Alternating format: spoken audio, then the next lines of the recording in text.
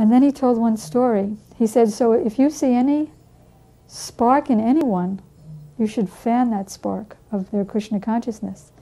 And he told the story of one thief in Vrindavan. And he just happened to pass by one village when there was a Bhagavad recital. And they were doing at that time the 10th canto.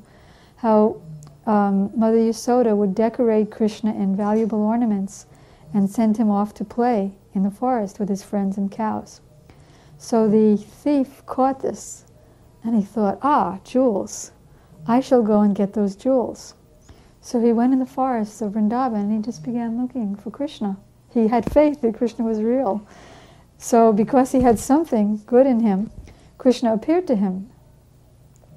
And the thief said, oh, you're such a nice boy. Why don't you give me your jewels? So Krishna said, no, Mother Yasoda wouldn't like it. And the thief said, oh, yes, it's all right. You can just give me them. And they argued back and forth. And just by that argument, the thief became a pure devotee by Krishna's association. And he fell down and offered his obeisances and became a fully surrendered soul. So Prabhupada said, so similarly, if there's anything in anyone, you should bring that out. So there was an interrelationship between the paintings and Prabhupada speaking. One day when Srila Prabhupada was taking his massage in Surat, I asked the question that how can we deal with envy? Because I knew that I had envy, and I knew that envy was bad. And in the days before I actually asked the question, I had been considering the subject. And I had come to the conclusion that there's no use being envious because Krishna is unlimited, and Krishna's service is unlimited, and Krishna's mercy is unlimited. So if someone else has some special service to Krishna or is getting some special mercy from Krishna, it doesn't really prejudice my chances because there's unlimited service and unlimited mercy. But being envious was hurting my Krishna consciousness. So when I asked Srila Prabhupada about envy, what to do with envy, Srila Prabhupada again replied by asking me, can you think of any reasons why you shouldn't be envious? And I'd already thought of so many reasons why I shouldn't be. So I simply said yes.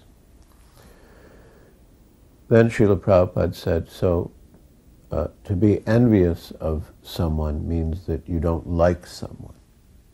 So that not liking should be directed against the demons who are causing so much trouble to the devotees and so much havoc in the world. That not liking should not be directed towards the devotees.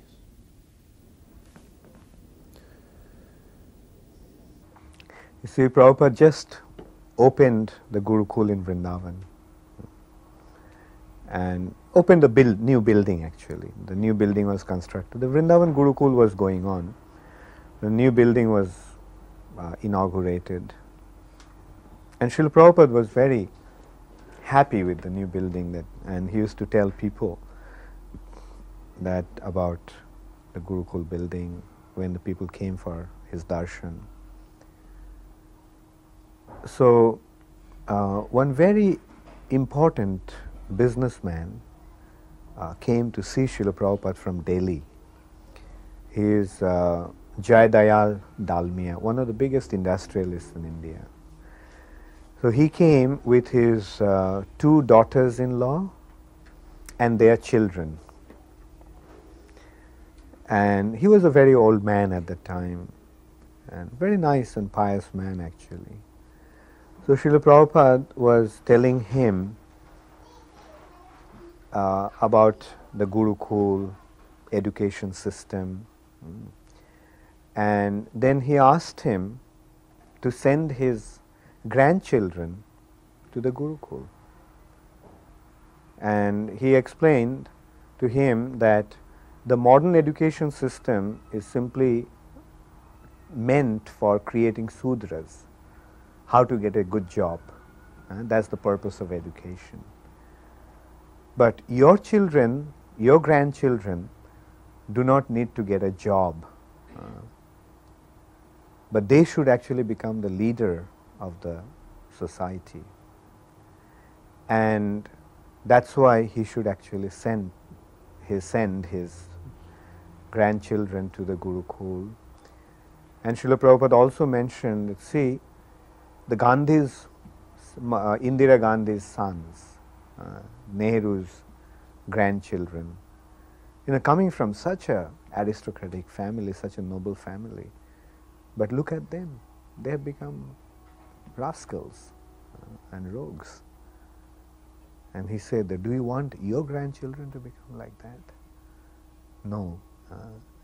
Train them up to become the leaders of the society, a real leader of the society. And in this way, Srila Prabhupada actually explained.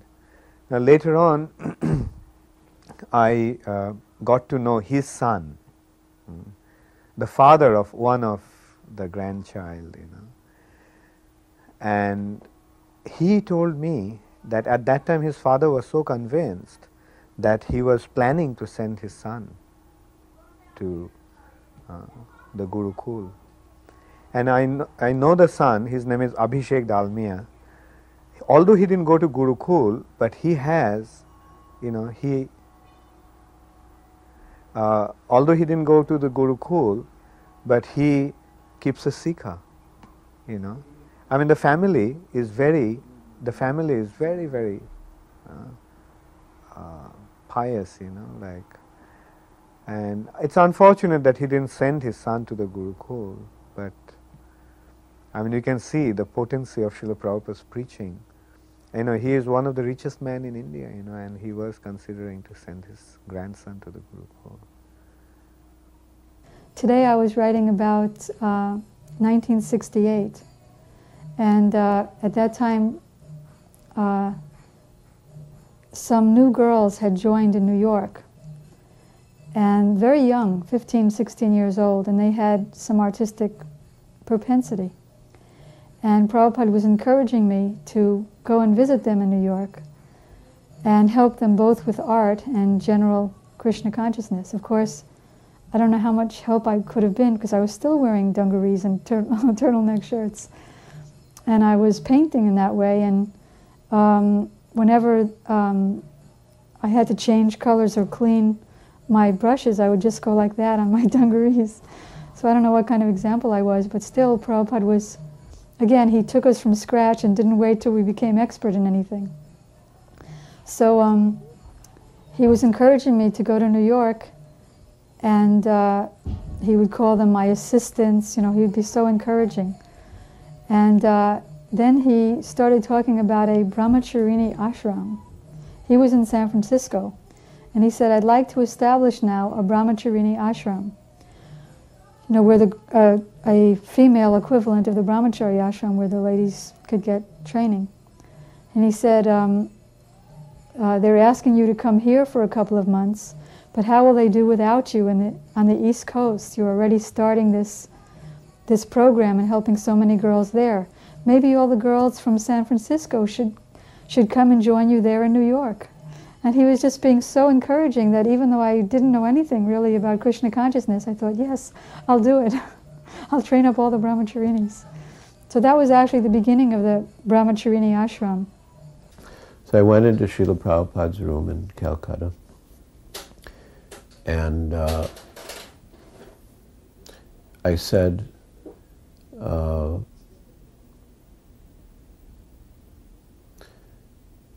that before I came to Krishna consciousness, I used to make movies. So do you think I should make movies for Krishna? And Srila Prabhupada replied, there are others who can do that. Our main medium is books. Then I said that I also like to cultivate big people. He said, oh, that is very important. Yes, you should cultivate big people and convince them of the importance of Krishna consciousness.